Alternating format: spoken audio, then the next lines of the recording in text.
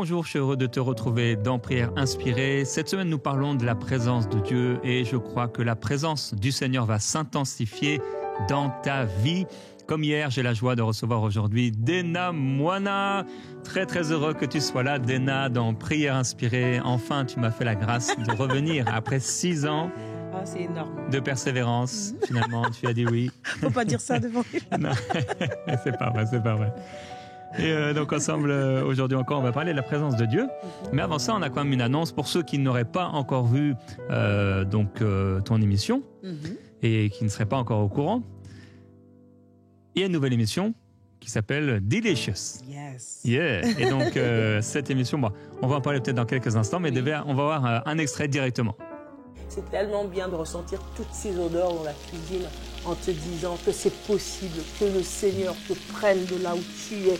C'est difficile, mais avec lui, quand tu entres, tu verras.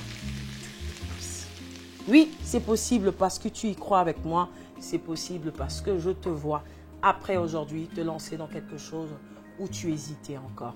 On y va? Est-ce que notre riz est prêt? Yes. Alors là, Dena à la cuisine. Ça me rappelle, tu sais, Dora en Alaska, Dena à la cuisine. Alors, j'ai eu l'occasion de regarder donc une émission et c'est vraiment... Tu es unique, en fait. Tu es unique, Dena. Et c'est vraiment un super concept. Alors, en fait, ce sont des idées qui se sont rejointes parce que c'est à la fois l'idée de ton mari, à la fois quelque chose qui était aussi dans nos cœurs. Oui. Je t'ai partagé il y a des années quand on était dans le château, dans l'ancien bâtiment. J'avais dit à Frank ou Michael, ce serait trop bien d'avoir une émission de cuisine, mais c'était resté là. Il y avait eu un point final à cette discussion qui n'a duré que quelques secondes. On avait oublié. Et là, c'est là. Et c'est vrai que je n'avais pas vu ça comme ça. Là, c'est mieux que ce que j'avais vu. Oui, merci, c'est un autre niveau. Et donc, alors, comment ça se passe, cette émission? Alors déjà, c'est une émission de cuisine. Ouais. Mais en même temps, c'est aussi une émission de partage ou encore d'enseignement. S'il faut le dire, c'est la partie la plus compliquée parce qu'en même temps, on cuisine, on enseigne. C'est pas si simple. Ah ouais, non, c'est sûr. Non, c'est sûr, c'est pas mais facile. ça se passe tellement bien parce qu'il y a de la joie. On choisit des thèmes peu communs aussi. On peut parler de l'onction en cuisinant. C'est peu commun. On voit l'huile d'onction, l'huile d'olive dans la cuisine et tout. Mais voilà, ça coule parce qu'on a aussi une équipe qui m'accompagne, une grande équipe. Et voilà, des gens qui m'ont quand même poussé dedans parce que j'en voulais pas au début. Je me disais, mais comment cela se fera-t-il? Non, mais le Seigneur l'a rendu possible. Et là, vraiment, on a l'air d'avoir...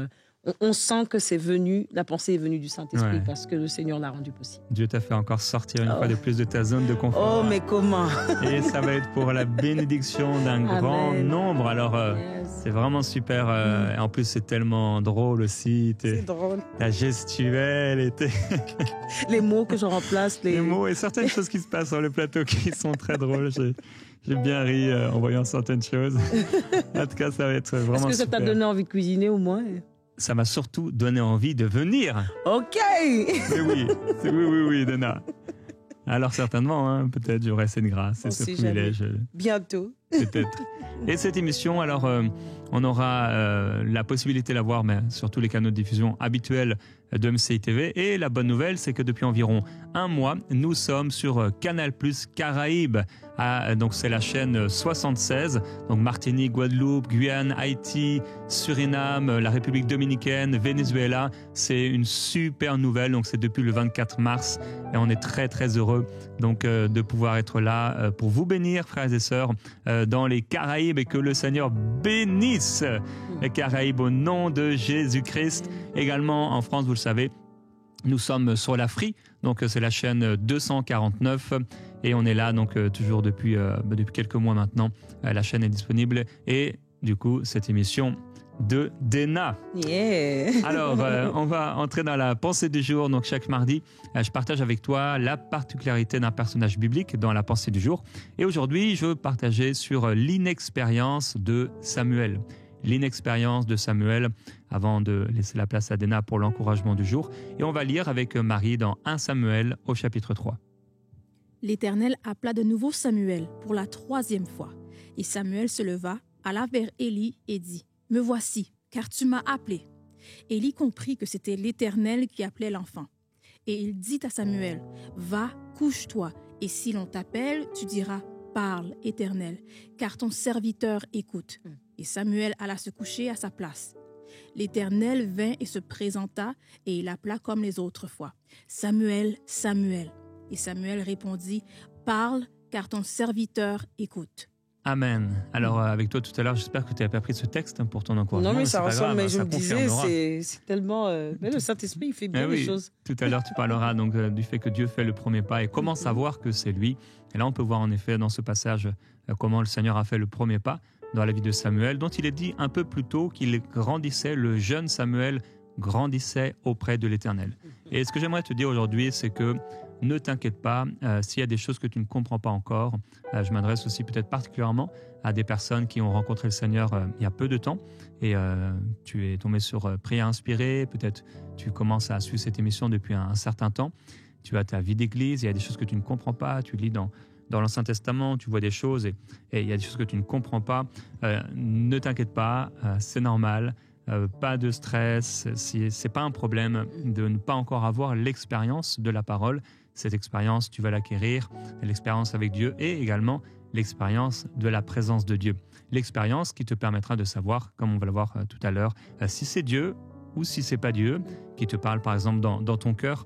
On peut voir ici que Samuel, celui qui va devenir le grand prophète en Israël, tous vont le connaître, tous vont reconnaître qu'il a été établi par le Seigneur comme prophète de l'Éternel. Il n'a pas commencé ainsi.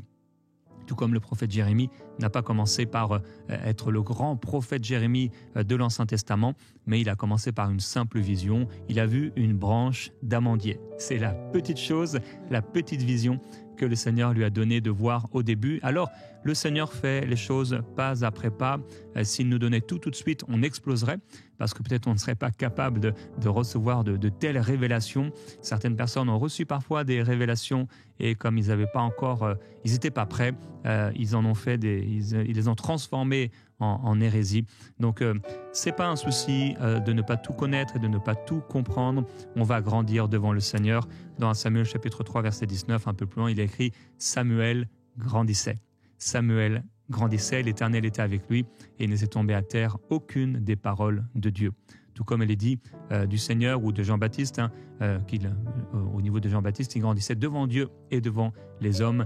Je crois que tu vas aussi grandir devant le Seigneur et devant les hommes. Et ce qui était autrefois une inexpérience deviendra une expérience dans la présence de Dieu. Alors sans plus attendre, on va entrer dans l'encouragement du jour avec toi, Dena. Donc Dieu qui fait le premier pas, oui. Mais comment savoir que c'est lui? Mais vraiment, j'ai l'impression que tu as tout dit aujourd'hui. Mais je suis désolé ou pas? Mais c'est bien parce qu'on sent que ça coule et que le Seigneur il nous parle tantôt d'une manière, tantôt d'une autre. Moi, j'ai choisi plutôt, voilà, Dieu fait le premier pas. Comment savoir que c'est lui? Parce qu'on parlait de la présence de Dieu, elle vient dans notre vie. Et là, elle est là de manière constante. Et finalement, il fait le premier pas. Je vais déjà commencer avec le verset qui est dans 1 Jean 4, 19. Quant à nous, nous l'aimons parce qu'il nous a aimés le premier. On voit bien que dans sa présence, il y a donc son amour. Il est là, il est notre ami. Il nous aime en premier. Parce que je parle peut-être à quelqu'un qui a déjà une relation avec, mais je parle aussi à quelqu'un qui veut justement commencer une relation avec le Seigneur. Mais comment la vivre, cette présence? Mais c'est Dieu qui viendra vers toi en premier. C'est lui qui va venir vers toi, c'est lui qui va se présenter. Il va te parler de lui. Parce que, je le dis, et je me rappelle, moi, encore une fois, de mes premiers pas dans le Seigneur, je me posais des questions. Mais comment je sais que c'est lui? Comment est-ce que je lui parle? Un peu comme Abraham, le Seigneur vient et il lui dit « Je suis ». Il se présente un peu comme il a dit aussi avec Moïse qui devait aller parler de Dieu, mais il dit mais qu'est-ce que je leur dirai? Il dit dis-leur je suis. Lorsque le Seigneur vient vers nous, il se présente. C'est lui qui fait le premier pas. Il nous dit qui il est. Il nous dit comment l'aimer. Il nous apprend comment l'aimer. C'est-à-dire quand on marche avec lui dans cette présence que nous souhaitons qu'il devienne une présence constante de sa présence, c'est lui qui va nous apprendre comment l'aimer. Quand je parle de la présence de Dieu, quand je parle des moments d'adoration, je vois un peu, je définis, moi, c'est pas parce que c'est dans la cuisine, mais oui, ça ressemble à la cuisine à la fin, parce que je vois comme moi qui reçois Jérémie chez moi, et je demande à Jérémie, qu'est-ce que tu voudrais manger?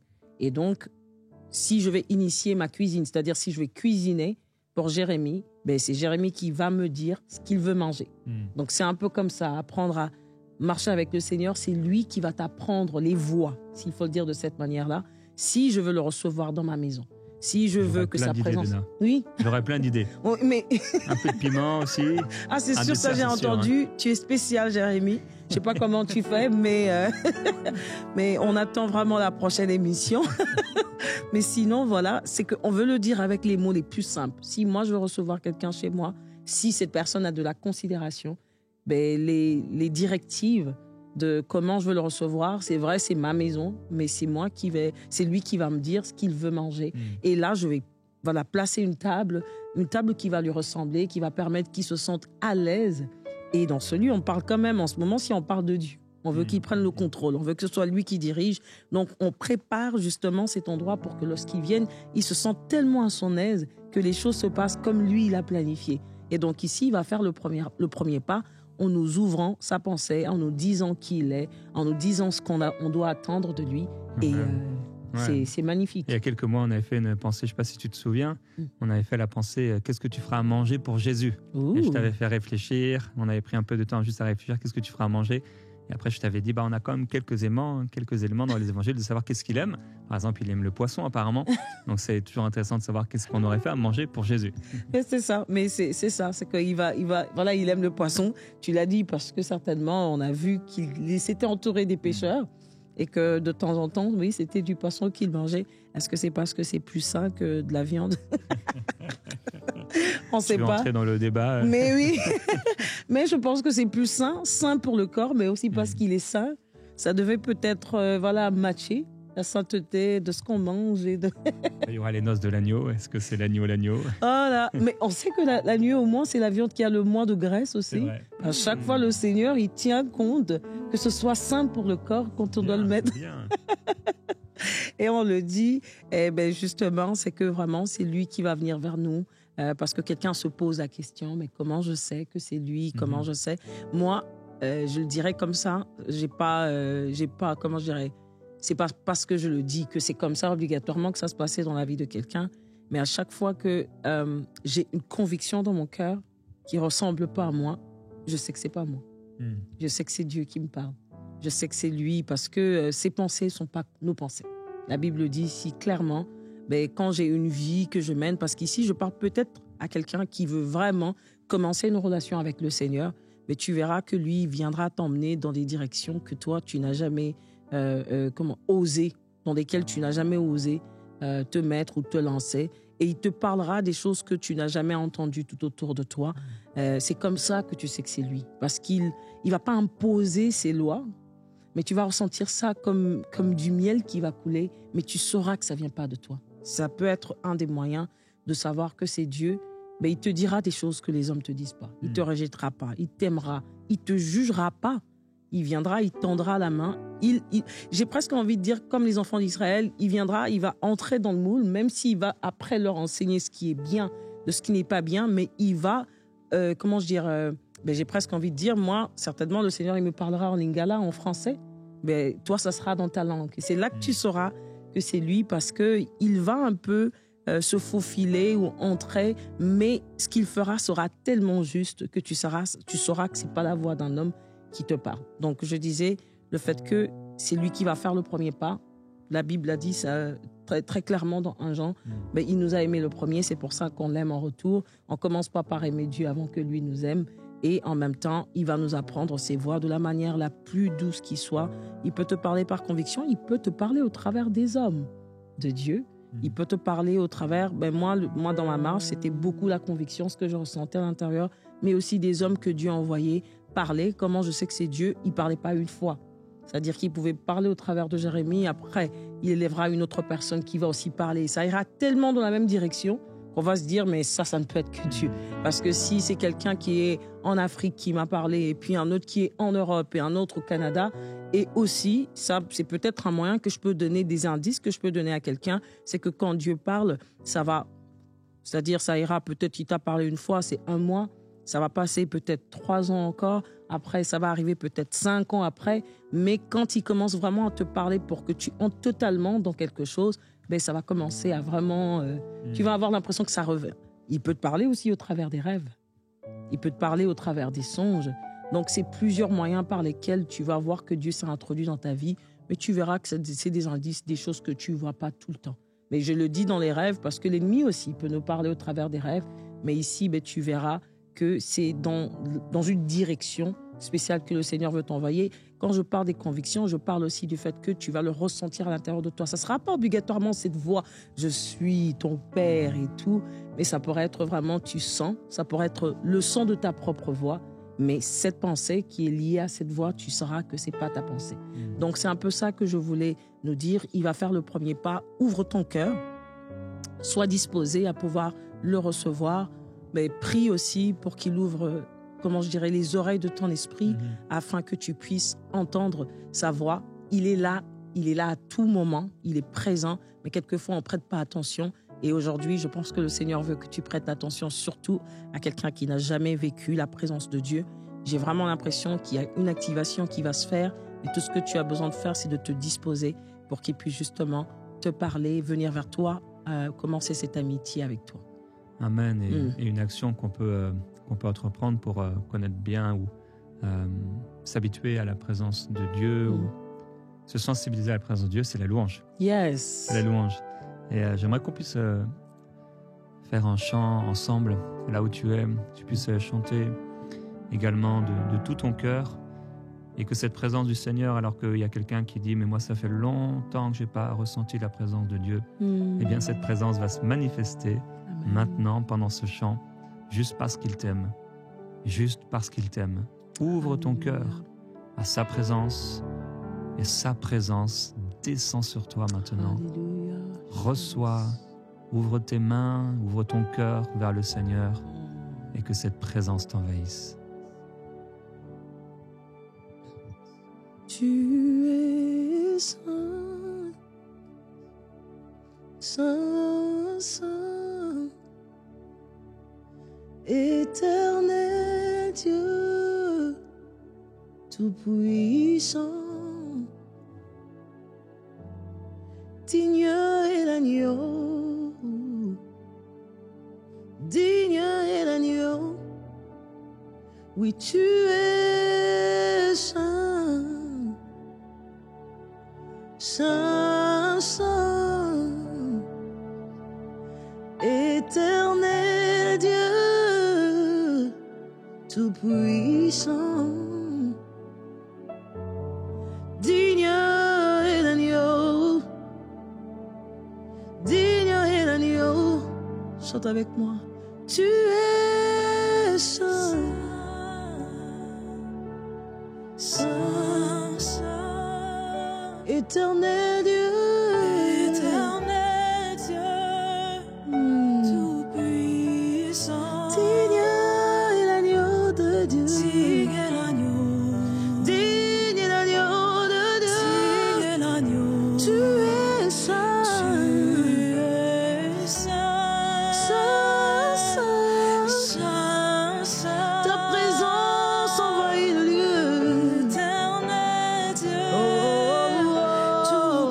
tout-puissant, digne est l'agneau de Dieu, digne est l'agneau, tu es digne en ce lieu, digne est l'agneau, élevé tu es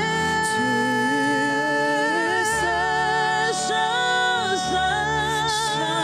saint, éternel Dieu, digne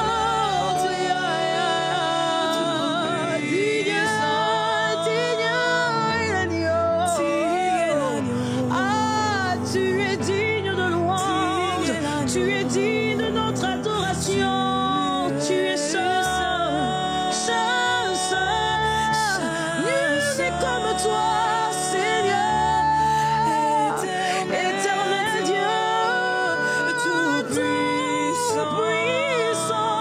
digne est l'agneau, digne est l'agneau, alors que tu es là, tes mains, dis avec moi, tu es, il envahit ta chambre en ce moment, il remplit sa présence dans ta maison, tu es digne de recevoir la louange de ton peuple, digne est l'agneau, tu es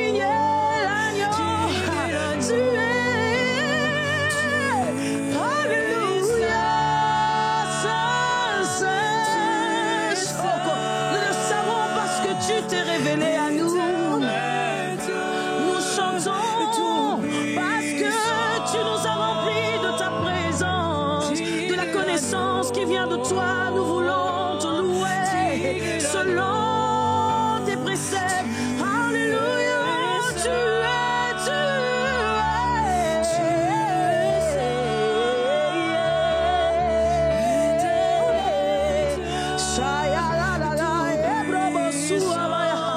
tu peux parler en d'autres langues dans ce moment. Laisse que la présence de Dieu remplisse le lieu dans lequel tu te trouves au Shobosa. Tu es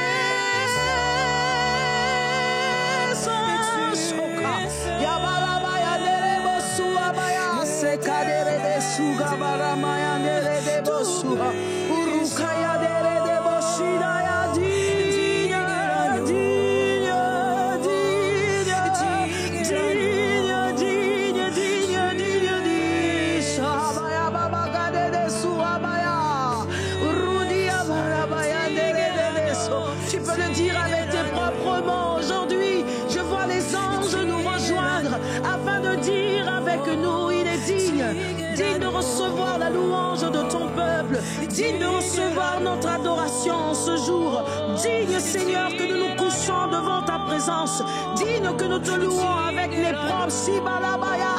Si ce n'est pas de ma bouche, je te louerai avec mes mains. Si ce n'est pas de mes mains, je te louerai avec mon sourire. Si ce n'est pas mon sourire, je te louerai avec mes cris. Ashandi kibila suabaya. Idididi aladadada indarede bosuta. Mandere andera iko bolobo. Esharabaya kandididi abrabababa. Et si je ne peux prononcer les paroles de ma bouche, le Saint-Esprit pourrait m'aider à te louer. Shadekana mama. Inandi comme inadidi abasoto. Inira ande kandi sibra. Shakidibri mandele boha. Je vois sa présence remplir le lieu dans lequel tu te trouves. Shedaba. Tu le loues, Samé. Tu l'adores en ce jour. Mandi midaraba shetarabaya. Yereda na na na zebroza. Mande, nous aimons ta présence, oh Seigneur. Nous aimons ta présence, nous aimons ta présence, oh.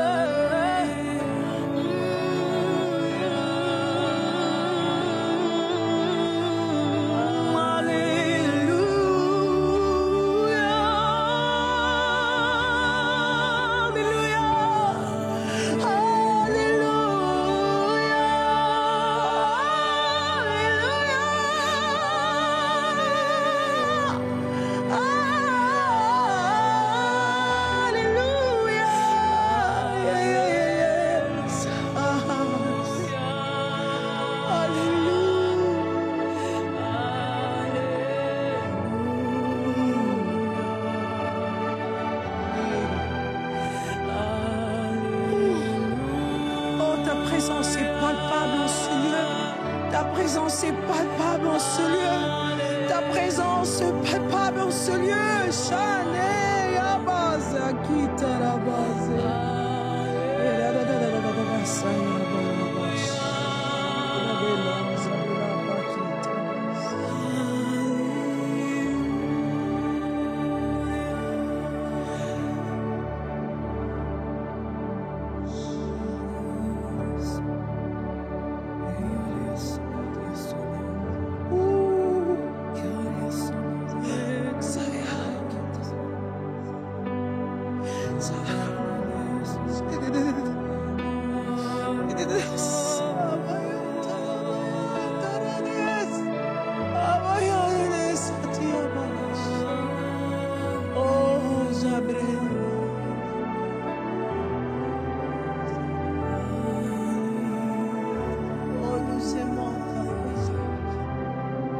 Le Seigneur te dit, je te comblerai de ma présence. Je te comblerai de ma présence. Mets-toi dans les dispositions nécessaires. Ôte tes sandales. Marche avec humilité. Et je te comblerai de ma présence. Viens aux eaux de la vie. Viens toujours assoiffé, le cœur ouvert, et je te comblerai de ma présence. Viens dépendant, dépendante de moi. Viens tel que tu es, sans artifice, et je te comblerai de ma présence. Viens à moi avec foi, et tu sauras que c'est moi. Tu entendras et reconnaîtras ma voix au milieu du tumulte. Je serai avec toi et je te comblerai de ma présence. Viens avec foi, viens avec tes larmes, viens avec tes souffrances, viens tel que tu es avec tout ce que tu ressens, ce que tu vis, et je te comblerai de ma présence.